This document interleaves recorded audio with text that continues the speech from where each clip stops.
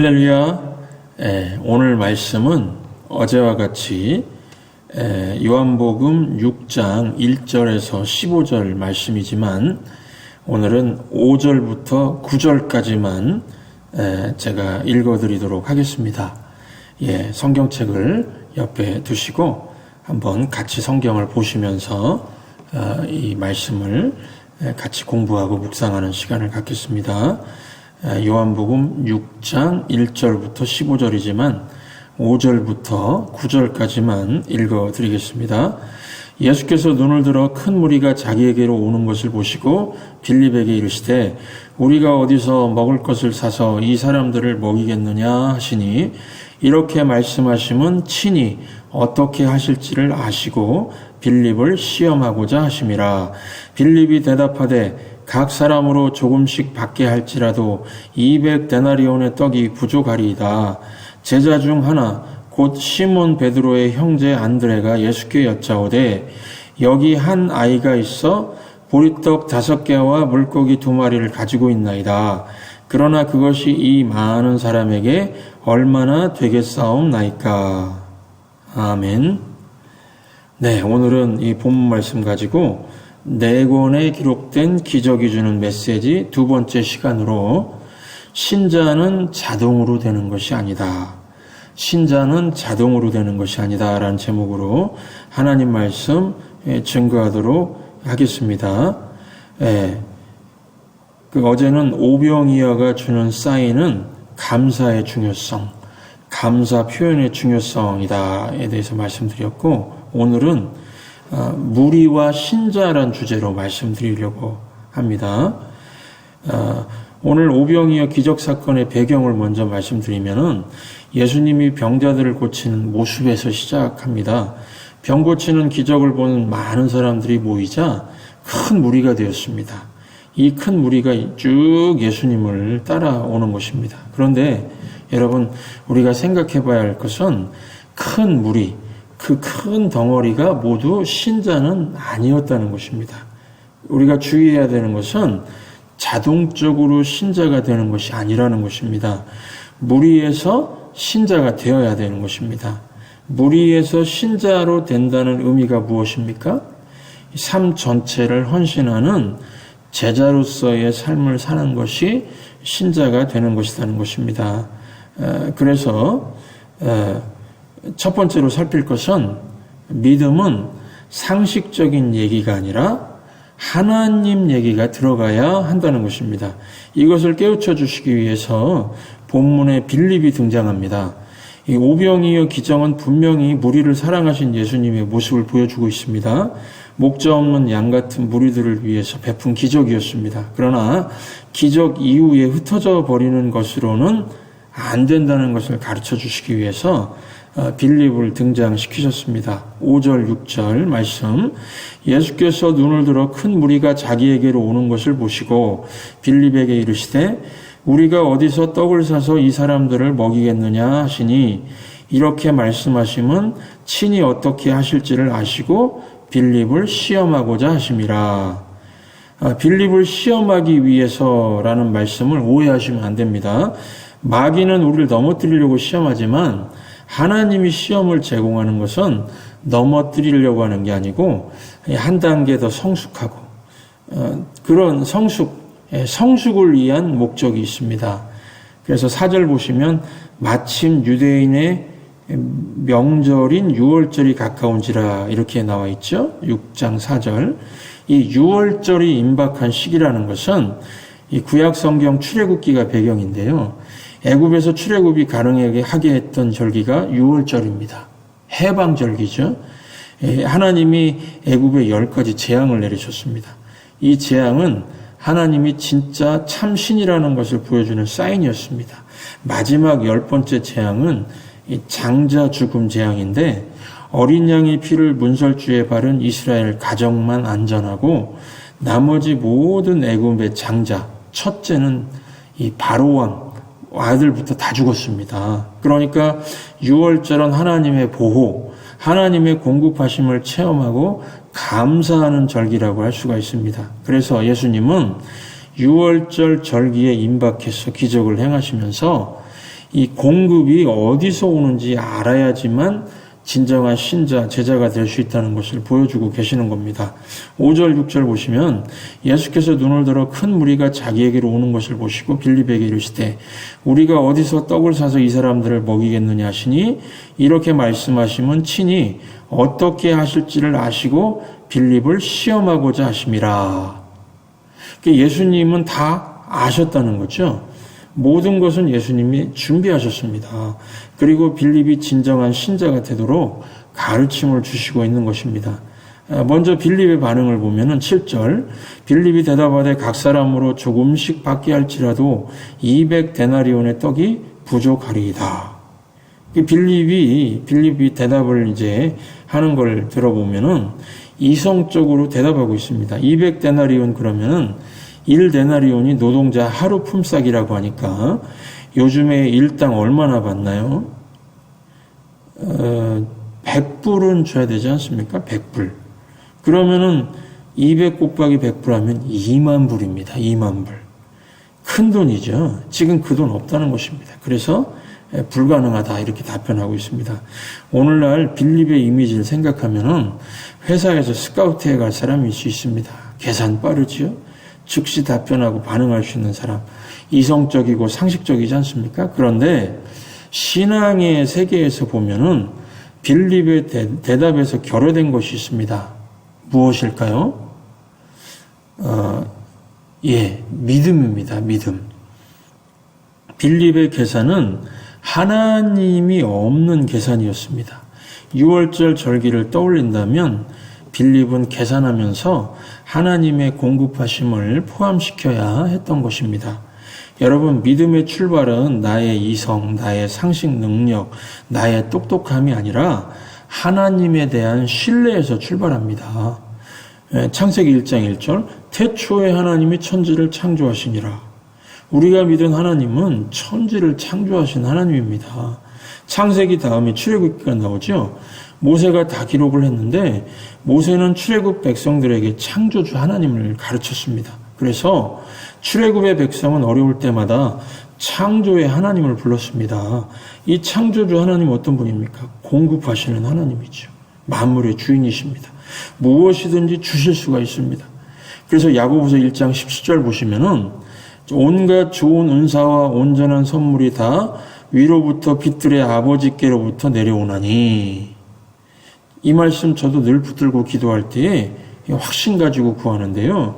온갖 좋은 것은 다 하나님께로부터 온다는 것입니다. 이 가진 것만큼 줄 수가 있죠. 없는 것을 줄 수는 없습니다. 100만 원 가지고 있으면 100만 원 줄 수 있습니다. 1억 가지고 있으면 1억까지 줄 수가 있습니다.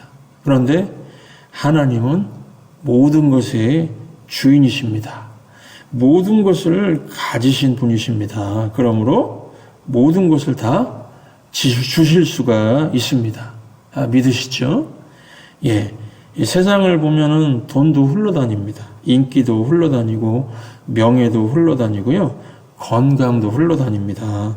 이런 것들 하나님이 주시면은 다 받아 누릴 수가 있다는 것을 믿으시기 바랍니다. 왜 그렇습니까? 다 갖고 계시니까요. 다 갖고 계시니까 주실 수가 있습니다. 그래서 우리 신앙생활에 적용해 보면은 어떤 분들 보면은 교회에서 사회 경험을 비추어서 상식적인 얘기하는 분들이 있습니다. 하지만은 신앙인의 말에는요, 하나님이 들어가야 된다는 것입니다. 하지만 빌립의 말에는 가장 중요한 요소인 하나님이 결여되어 있었습니다. 그러니까 세상에 IQ가 막 150이 되고 똑똑한 애들 있죠. 그런데 믿음이 없습니다.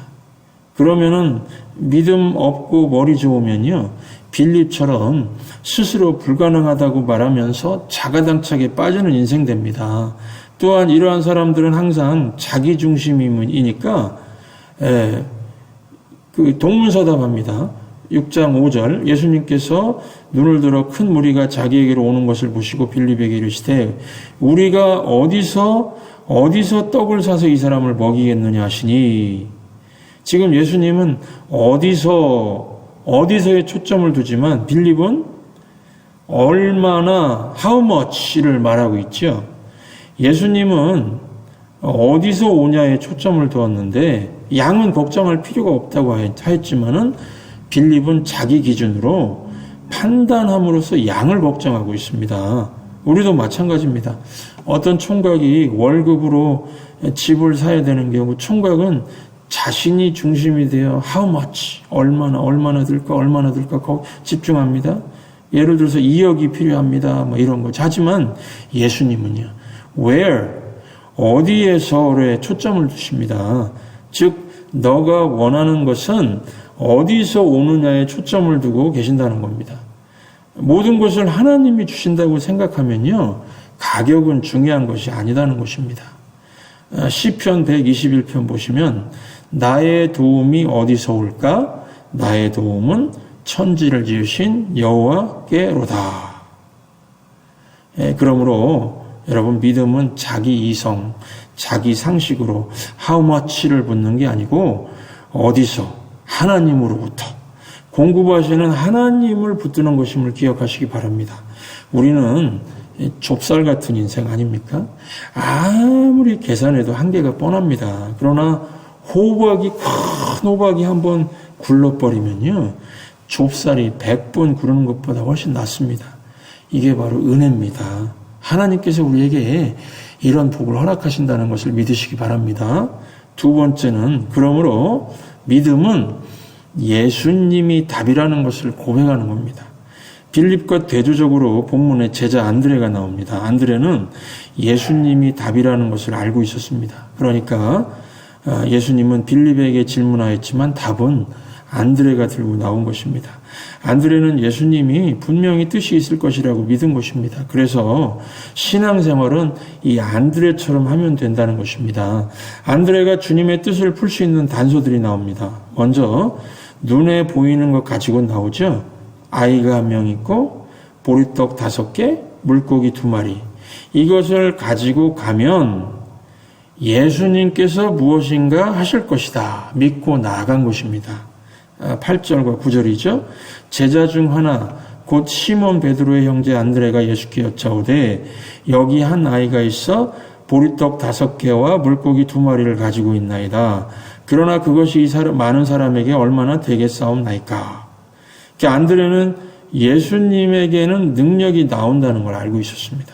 결국 신앙이란 것은 어디서를 찾는 것입니다. 즉 너의 능력이 어디서 오느냐에 초점을 두는 것이 신앙의 본질입니다. 그러므로 우리는 모든 도움이 하나님에게 나온다는 걸 알고 있기 때문에 서로 다른 문제를 가지고 하나님 앞에 나오는 것입니다. 요즘에 주변 사람들 중에 신앙이 흔들리는 이유는 어디서의 초점을 놓치기 때문입니다. 반면에 전도하시는 분들 중에 확신 있게 전도하시는 분들이 있죠. 이것을 안드레 전도라고 하는데요. 아무것도 모르지만 무조건 데리고 오는 것입니다. 안드레는 어디서를 알았기 때문에 데리고 나오는 것입니다.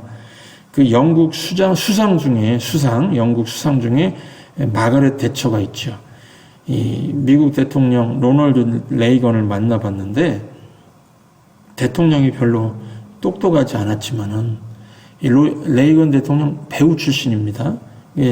똑똑하진 않았지만 탁월한 면이 있었다라고 말을 했습니다. 왜냐하면은 문제가 발생하면 어디에 답이 있는지 잘 알았답니다.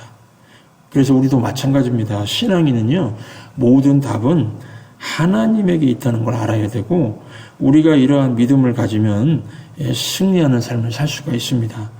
우리가 할 수 있는 것, 가능한 것, 하나님께 가지고 나가면 됩니다. 그러면은 우리의 삶에 불가능한 것을 하나님께서 가능하게 해줄 것을 믿으시기 바랍니다. 결론을 말씀드립니다. 오병이어 기적, 기적보다 중요한 건 표적입니다. 사인이죠. 메시지입니다. 무리에서 신자가 되는 훈련이 소중하다는 메시지가 있었습니다. 예수님은 어디서를 강조하였지만 빌립은 얼마나로 대답을 했죠. 하지만 안드레는 어디서를 알고 있었습니다. 그러므로 우리도 빌립의 믿음에서 안드레의 믿음으로 가야 되겠습니다. 신앙은요, 단순해야 됩니다. 모든 문제를 하나님에게 가지고 가면 됩니다.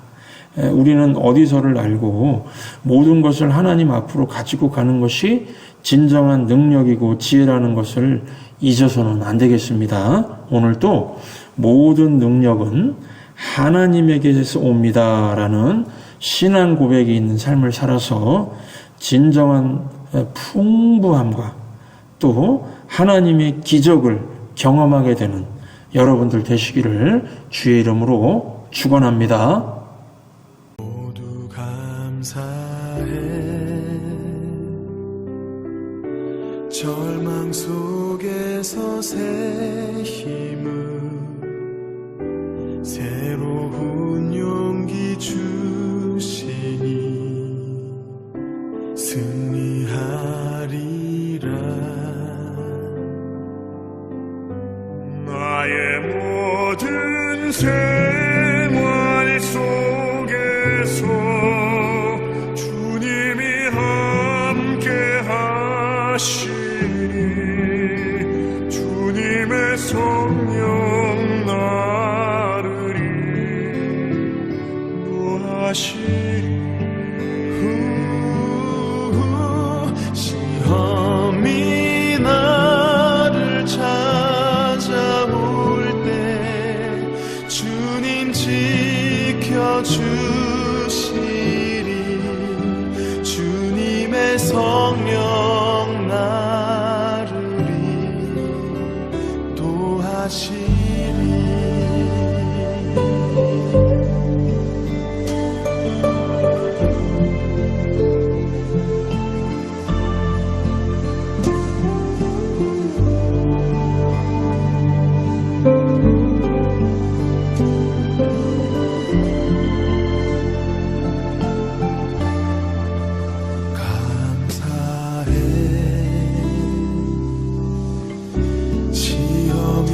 닥쳐올 때에 주께서 인도하시니 두려움 없네. 모두 감사해. 절망 속에서 새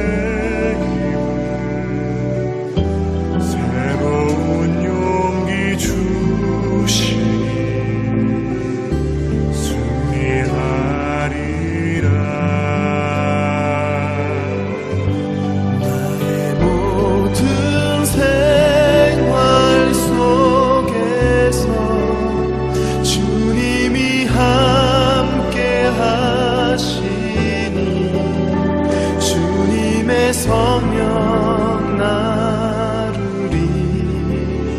인도하시리. 시험이 나를 찾아올 때 주님 지켜주시리. 주님의 성령 나를 시리.